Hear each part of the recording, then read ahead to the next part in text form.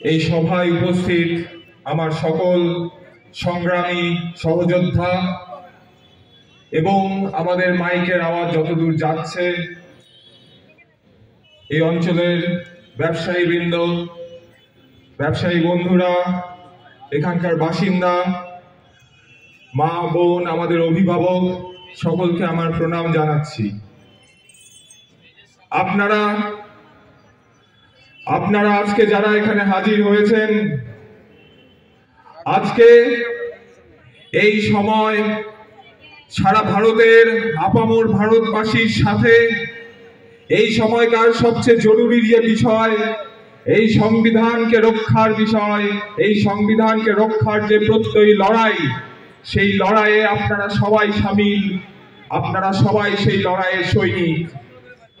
আজ আমরা দেখতে পাচ্ছি আমাদের সাংবিধানিক অধিকার, এই সংবিধান শুধু একটি বই নয়, এই সংবিধান আমাদের দায়িত্ব, আমাদের অধিকার।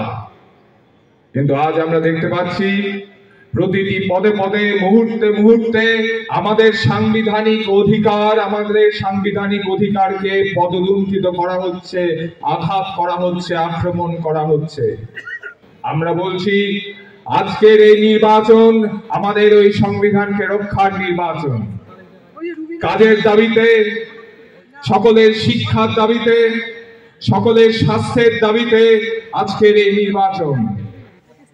এই কর্পোরেট পুঁজির দ্বারা, কর্পোরেট পুঁজির কাছে আমাদের দেশকে বিক্রির প্রতিবাদে আজকের নির্বাচন, দেশের সম্পত্তিকে লুটে পুটে খাওয়ার প্রতিবাদে আজকের নির্বাচন। আজকের নির্বাচন এই রাজ্যে বসে থাকা এই বিজেপির শিখণ্ডী দল, যারা বিজেপির বিভিন্ন আরএসএস এর বিভিন্ন নীতিগুলিকে ছলে বলে কৌশলে প্রয়োগ করে যাচ্ছে আমাদের রাজ্যের ওপর, তাদের সেই নীতির বিরুদ্ধে নির্ণায়ক লড়াইয়ের আজকের এই নির্বাচন।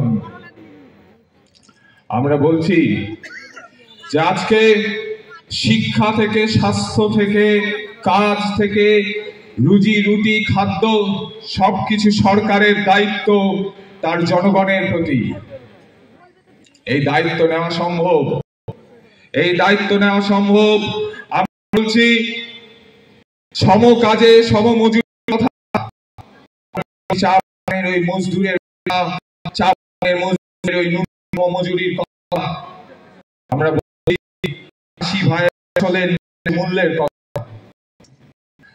আজকের এই নির্বাচনের সম্মুখে দাঁড়িয়ে আমাদের দেশের গণতন্ত্র বিপন্ন, দেশের সাধারণ মানুষের লড়াই বিপন্ন, আন্দোলন বিপন্ন।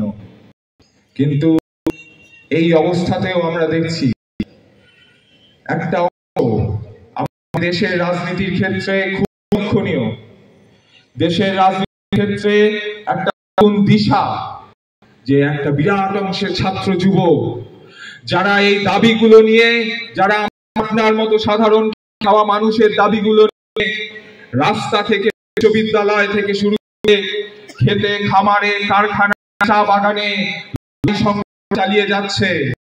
আমাদের এই জলপাইগুড়িতেও বিকল্প ব্যতিক্রম নয়। আমরা দেখছি যৌবনের স্রোত, ভারতের নীতির বুকে এই যৌবন তরঙ্গ নতুন দিশা দেখাবে, একটা উদয় হবে। এই জলপাইগুড়িও তার ব্যতিক্রম নয়।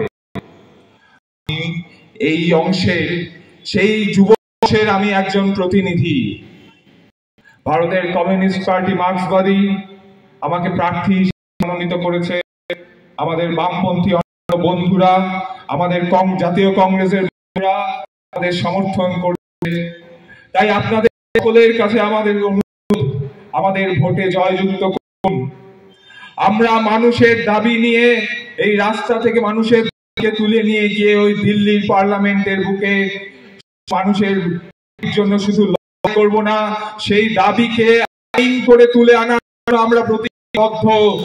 আপনাদের কাছে আরো একবার হাত জোড় করে অনুরোধ করছি, এই দেশের সাধারণ মানুষের স্বার্থে, দেশের খেটে খাওয়া কৃষক মজুরের স্বার্থে, দেশের আগামী প্রজন্মের স্বার্থে, দেশের প্রতিটি বেকারের স্বার্থে, দেশের প্রতিটি মানুষের স্বার্থে, যে মানুষকে নিয়ে এই ভারতবর্ষ, যেই মানুষের জন্য এই সংবিধান যেই মানুষের জন্য সরকার, সেই মানুষের জন্য আগামী 19 তারিখ আপনারা ভোটাধিকার প্রয়োগ করুন এবং বামপন্থী প্রার্থীদের বিপুল জয়ী করে ওই দিল্লিতে পাঠান, যাতে আপনাদের সহযোগিতা হাতিয়ারকে আমরা হাতিয়ার হয়ে ওই দিল্লির বুকে আপনাদের দাবি তুলতে পারি, আপনাদের দাবি করে আনতে পারি।